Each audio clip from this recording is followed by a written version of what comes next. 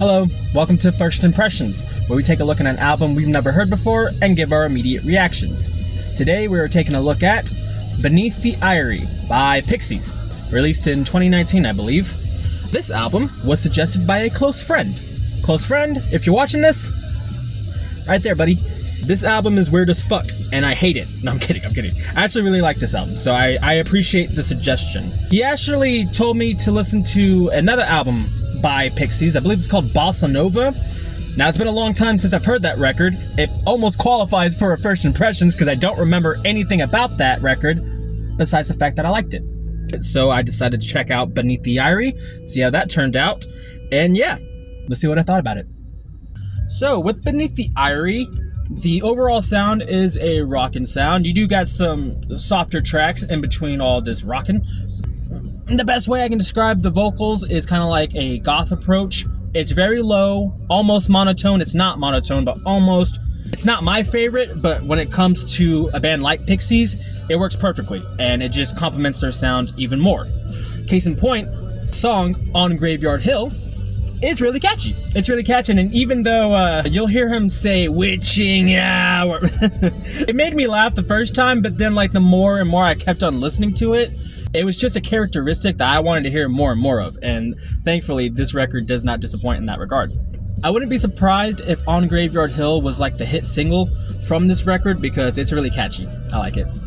Another song that I wouldn't be surprised if it was a hit single was Ready for Love. I really dug Ready for Love. I don't know if it's somebody that's in the band that is doing the backup vocals or if it's an actual feature, but I love the backup vocals on this song. It's in a higher register, which complements Pixies' lead singer's lower register just so well, and it makes for such an awesome listening experience throughout the song. So definitely check out Ready for Love. It's one of the album's more softer tracks. For the most part, it does kick in a little bit later on. You do get these softer tracks in between all this, like I said, but even then, it's hard for them to keep it contained, and you just wanna let loose. Trust me, I know the feeling. Silver Bullet.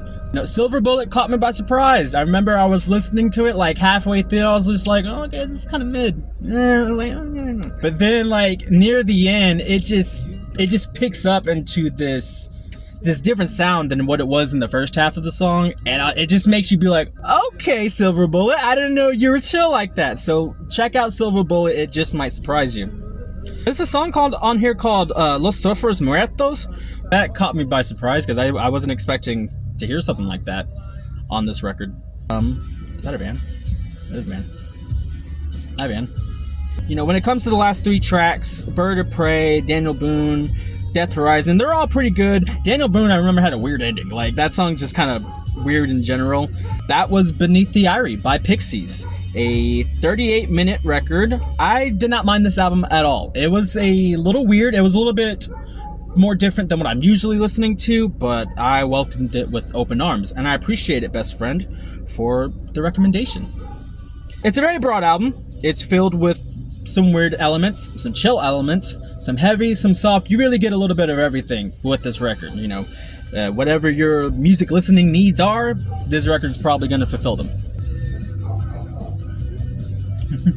We got UPS like right behind him, so I should probably wrap this up. So yeah, give me any recommendations on what you might want me to listen to. I am willing to listen to anything at least once.